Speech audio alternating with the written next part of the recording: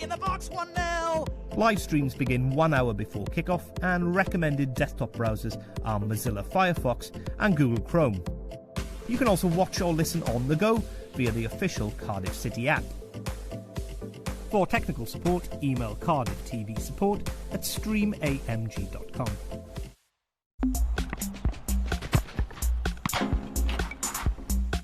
For more behind-the-scenes content, download the Cardiff City Google extension for your home browser.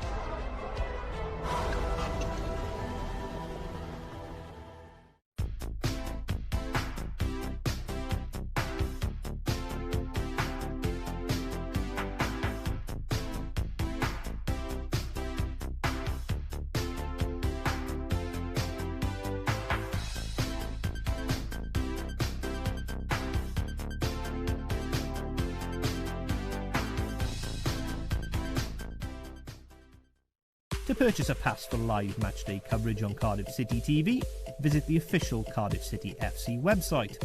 Once logged into your Bluebirds Club account, navigate to Club TV and select Buy Packages.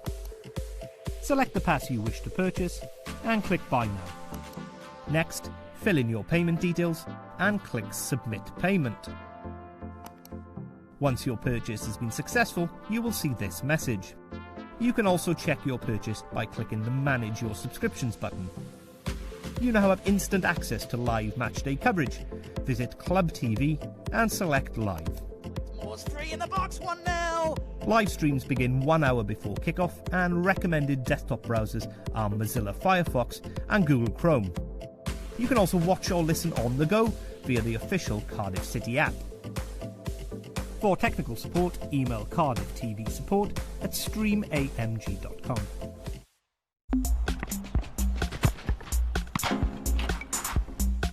For more behind-the-scenes content, download the Cardiff City Google extension for your home browser.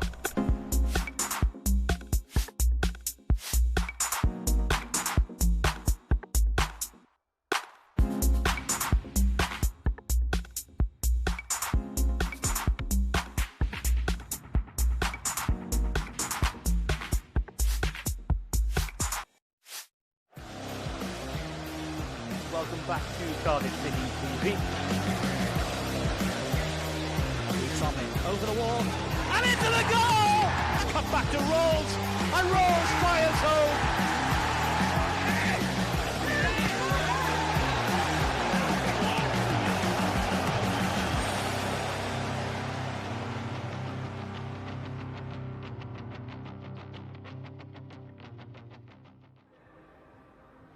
Season's greetings and Merry Christmas, everyone. I hope you were able to have a nice day yesterday, whatever that entailed in these strange circumstances. And we intend this afternoon to do exactly the same here on Cardiff City TV. Brentford, the visitors, that's third place Brentford, the visitors to Cardiff City Stadium. John Donovan, as ever, alongside myself, Ashley James, this afternoon. John, I saw your lovely partner got you the away kit for Christmas this year. Did she put in a late request in for 3 points this afternoon as well? She certainly did. Perhaps it just tells you a lot about our relationship. She's run out of things to buy me, so the away kit was the surprise choice. But no, it's a strange Christmas in a strange year, and it's a strange Boxing Day because this place would normally be packed. It's, for me, the best football day of the year. But we don't have the fans with us, but we do have a very entertaining team, and a team that sometimes tends to bring out the best in Cardiff City as well. So I'm looking forward to this one.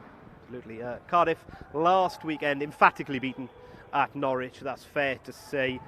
League leaders Norwich, but is it also fair to say that actually, considering the recent form, 14 matches unbeaten, 13 in the Championship for Brentford, this perhaps is an even firmer test this afternoon for the Bluebirds? I think so, and I think that just comes about because of what Brentford are. They're a club that exudes optimism, the way they run, the way they scout. Yes, of course, they lost in the playoff final to rivals Fulham back at the end of last season, but they haven't really missed a beat, despite losing their, two of the three, front line, which was the most potent in the division, but they've replaced that, and it's just a club which seems to play and travel with confidence now. So it is the year where you think that Brentford need to go up or should go up with the new stadium, everything associated with the club. It's just, to me, a club that exudes optimism and, a very talented football club as well. So on the pitch and off the pitch, Brentford are really a model for other clubs, I think, in this division.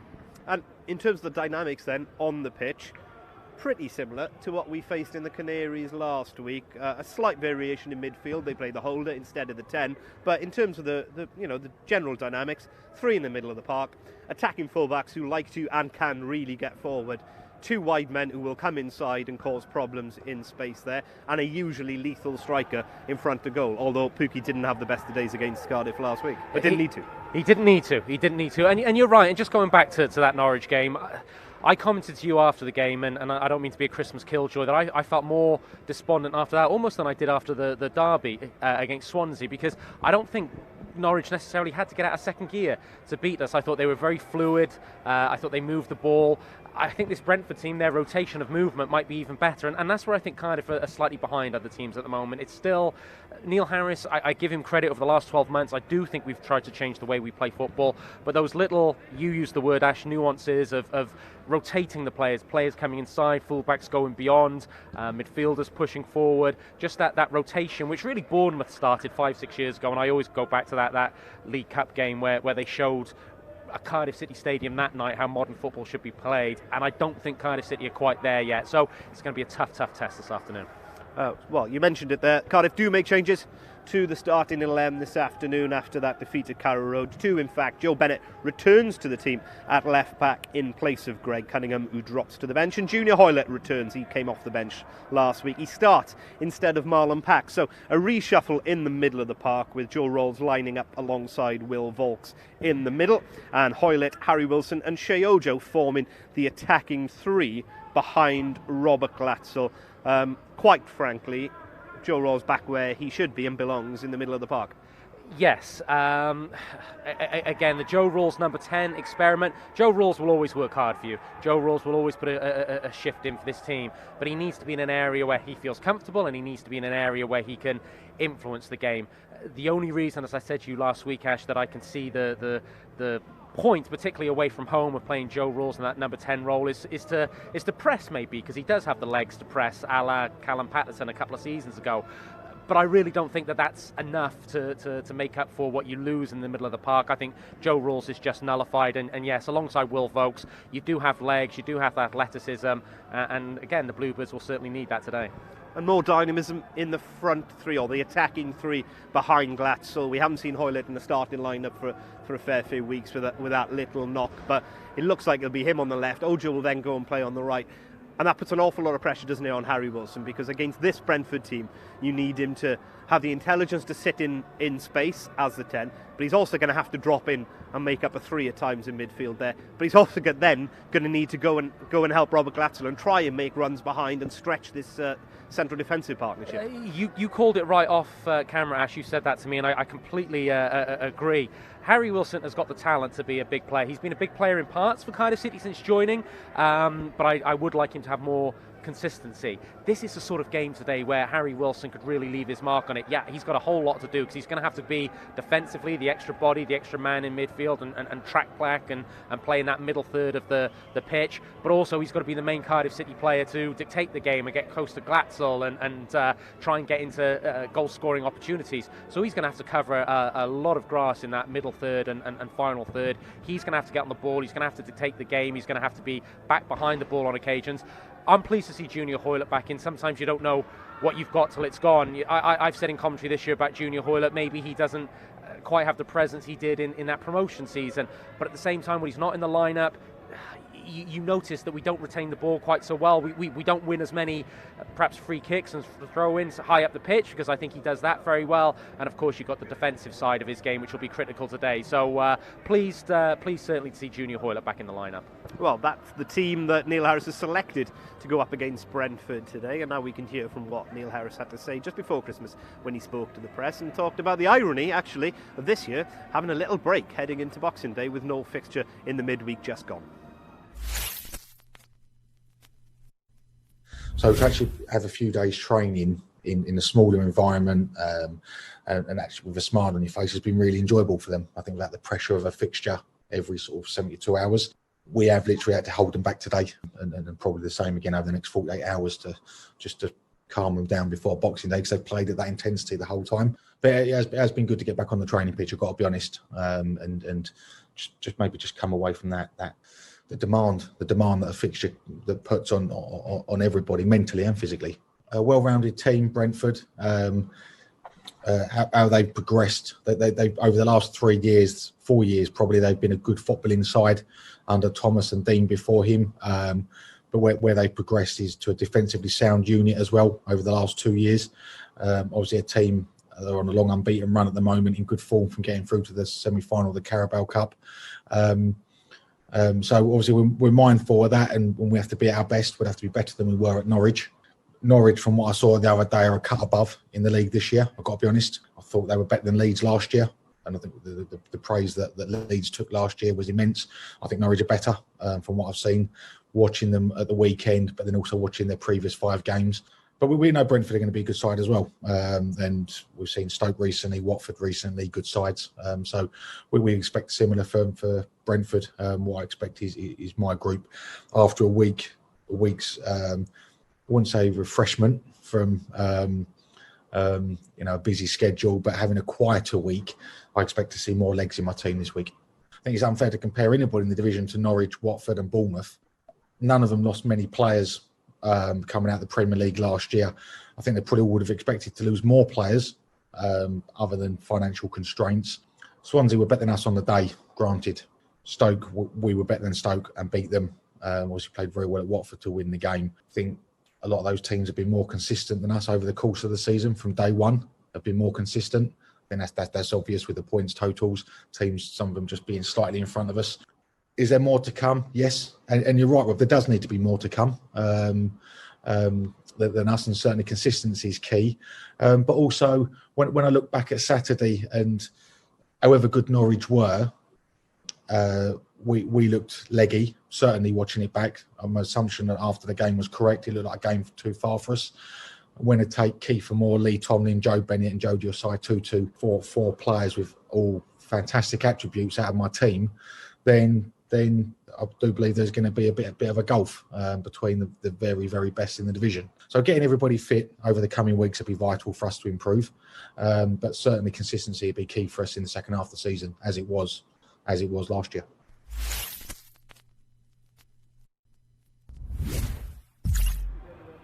Welcome back to an increasingly wet and wild Cardiff City Stadium, and an eerily empty one here for this Boxing Day fixture with Brentford. That was Cardiff City manager Neil Harris there talking to the assembled press a couple of days ago. No luxury of a midweek off though for Brentford. They were in action in midweek. They defeated Premier League Newcastle in the quarterfinals of the League Cup. This isn't a great nuanced opposition analysis from you here, John, but they're really, really good, aren't they? They are very, very good, and you know, in that League Cup run, that was the 4th Premier League team they defeated, and they rotated the squad on Wednesday night. There was no even Tony in there on Wednesday. They're through to a semi-final against Tottenham. It's going to be interesting for me today to see how that kind of plays out. Are they riding the crest of the wave and they'll just continue to steamroller on? Or maybe with that League Cup semi-final, I was looking at the fixture, that comes up very early in the new year. Does it start distracting the mind a little bit? Do players start thinking about wanting to play in that cup semi-final? And maybe they just lose that 1 or 2%, which could be critical for Cardiff City. But no, this is a very good side, and a side that is proving in the League Cup that if they had gone up last year, I think they would have acquitted themselves well in the Premier League. Well, John's mentioned there, they did rotate in the week in terms of the squad. Not the case today, back to full strength.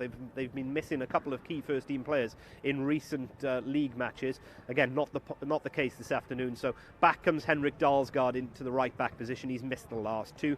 And first-choice centre-half pairing back together for the first time in a few weeks as well, in Ethan Pinnock. And captain Pontus Jansson, change in the middle of the park as well. Emiliano Macondes favoured instead of Josh Da Silva, who scored that winner over Newcastle in midweek. And as John has mentioned, even Tony back in the team, rested in midweek. He came off the bench. He starts this afternoon, flanked by Sergei Kanyos and Brian Mbuemo. Seem to mention this pretty much every other week in the Championship, but that is a pretty scary looking front three. It is, and it's a front three that obviously shows a change from the scary front three of last season, with Ollie Watkins departing and Ben Rahm to West Ham as well, although of course on loan at the moment. But they scout, again, I pivot back to the fact they're just a very well-run club. So when they lose those players, they reinvest. Their scouting network is excellent. Obviously there's a big Danish influence there, and Thomas Frank knows players from that youth level in Denmark that he's brought through. And yeah, they're playing catch up a little bit to Norwich and to Bournemouth. Maybe they did have a little bit of a playoff hangover for the first couple of weeks of the season. 13 games unbeaten though, albeit I think with a few more draws in there than they would like. But this is a Rolls Royce of a team. And I'm just watching warm up. Again, we see a warm up exercise which is all one touch passing. It's all about how quickly you move the ball and how quickly you can go from side to side and move teams about. And again, I think this Brentford team is a model for Cardiff City to aspire to and to follow. So as a Cardiff City fan, I want the Bluebirds to win today. But I've got to be honest, Ash, Brentford is probably the other team in the Championship that I always enjoy watching. I think they play a nice brand of football, and whenever I see them on the television or what have you, I'm always entertained by them. So hopefully we can have two teams today going at it full pelt, and we can bring some Boxing Day entertainment. Interesting what you said about the front three there, because there's two different approaches in terms of replacing what's departed, isn't it? They already had Kanyos and Mbuemo in the squad. Not to burst the bubble of the narrative, but they paid a little bit more for them, I think, than people remember. Mbuemo actually cost £6 million on the best part thereof, more than Ivan Toney did. But they had players waiting in the wings to replace Ben Rama when he left, and then they went out and replaced Ollie Watkins. Well, which approach do you take? Well, we'll go and get the best goal scorer in League One, and he's got 16 goals in the last 20 Championship games, which is a pretty phenomenal record. Exactly that, but again, I'll go back to their scouting network, and we heard, first of all, when their ownership changed, what was it, about 10 years ago, about the Moneyball type scenario, but they really do scout their players. So when they spend big money, it's because there's no surefire thing in football, but it's because they are as sure as they possibly can be that the person fits into the ethos of the club and is going to improve the dynamics of the team and can play the way that the team are set out to play. So that's maybe, again, something I'd like to see Cardiff City aspire to, that scouting network of not just perhaps paying top dollar for someone, who we think has got a reputation, but actually perhaps going in more to the ins and outs of personalities and return on investment and all that sort of thing. And that's why I think Brentford are a very good business model. If we're trying to pick holes, and it wouldn't be fair of me to ask you what can Cardiff do better this afternoon than they did against Norwich, because I think that Christmas list will be, that list will be as long as Santa's Christmas list. But one thing that Junior Hoylett will bring back to the team this afternoon is that ability to press high up the pitch. And I do see two centre-halves here at Brentford that can be got at if you do press them high up the pitch. Absolutely, and particularly in Pontus Jansson, and it's a shame Kiefer Moore isn't available today, because he's a centre-half who can be rattled. He's a centre-half that if you draw him into a physical contest, he'll try and be the big I am, and he concedes bookings and he concedes free kicks and what have you. Again, I think they're decent on the ball, but maybe not first class, which is surprising for Brentford. And for me, Christian Norgard, who came back against Newcastle after 2.5 months out, sort of the best holding player in the division, and gets them out of trouble a lot by being that open opportunity and open pass and splitting in the two centre halves and really playing as that inverted sweeper. He's not in the lineup today. I know a little bit about Jan Els, who's in there, and he's done well since coming in. But I think Christian Norgard is a big miss. So yeah, absolutely, these two centre halves. If Cardiff City can have enough of the ball, and going back to your point, Ash, of Harry Wilson getting in and amongst those two centre halves, and the press being good, yes, I do think Cardiff City can create turnover in that final third, and hopefully be the beneficiaries. And not to draw attention to the fact that you're getting saturated, and your glasses are steaming up, but another thing that Cardiff can do in a pig of a day here at Cardiff City Stadium, the fundamentals are going to be very, very important, and set pieces could be crucial in this. Absolutely, set pieces. And again, we go back to Harry Wilson and delivery and what have you. Sean Morrison has been absolutely great lately in that respect. If you press high on a slippery surface and leading that press, you can create turnovers from throw-ins, you can draw fouls, and then it's all about getting quality into the box. You and I spoke after Norwich, Ash. Maybe we just have to be realistic at the moment. We can't play football with the best teams in the division.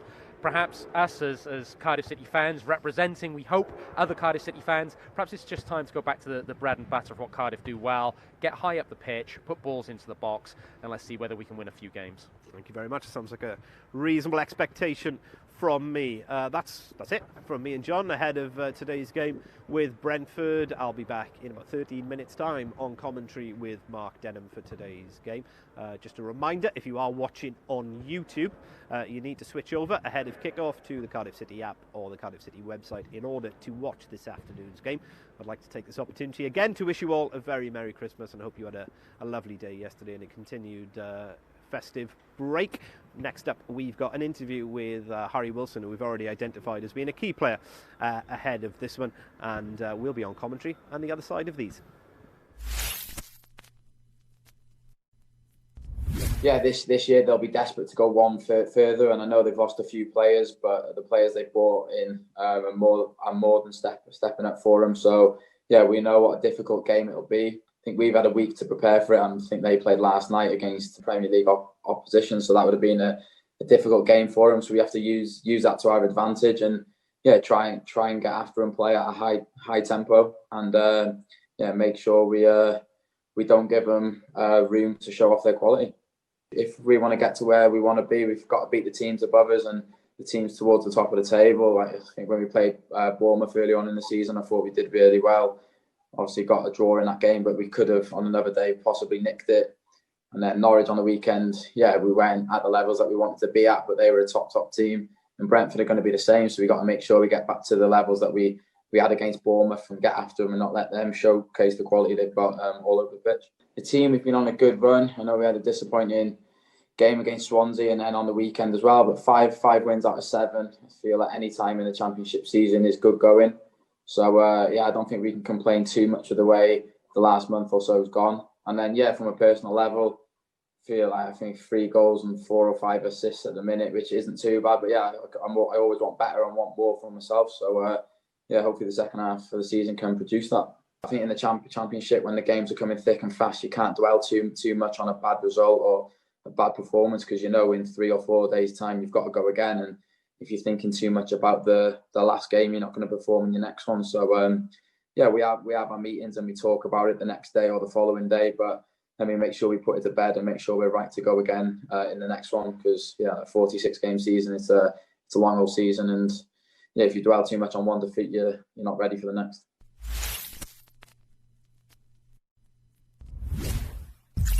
Top 5 in association with the Big Yellow Self-Storage Company. It'll be Morrison with the throw, near side, Cardiff right, level with the edge of the Brentford area, high into the 6-yard area, headed away, rolls with the shot, and he scored!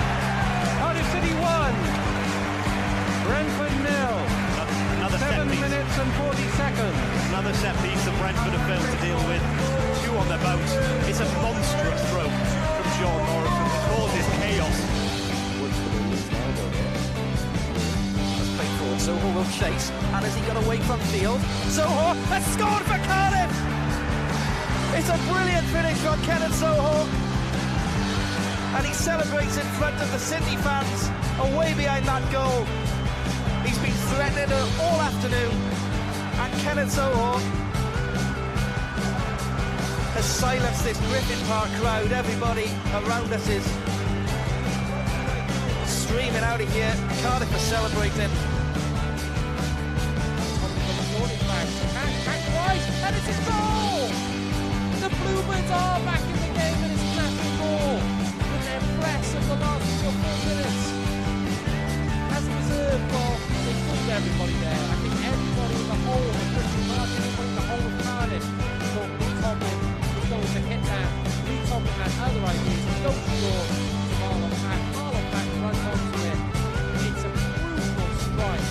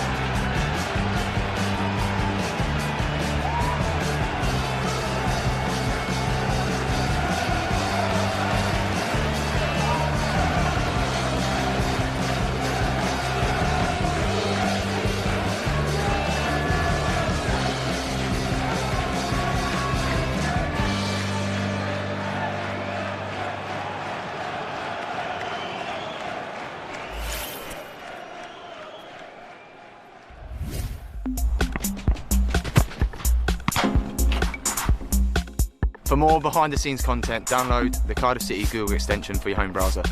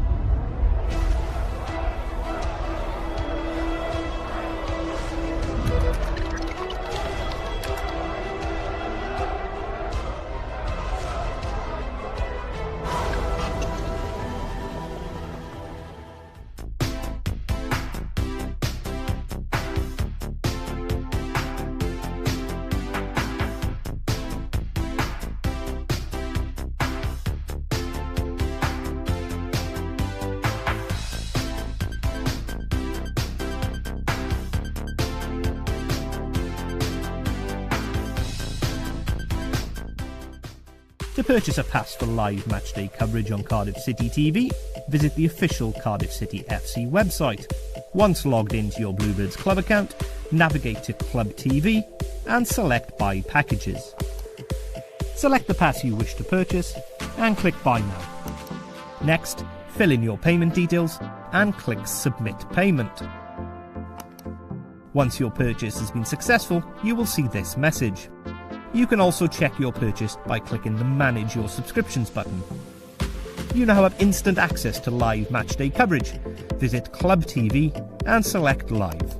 Moore's free in the box, 1-0. Live streams begin 1 hour before kickoff, and recommended desktop browsers are Mozilla Firefox and Google Chrome. You can also watch or listen on the go via the official Cardiff City app. For technical support, email Cardiff TV support at streamamg.com. Welcome back to Cardiff City TV. Tomlin over the wall and into the goal! Cut back to Rolls, and Rolls fires home.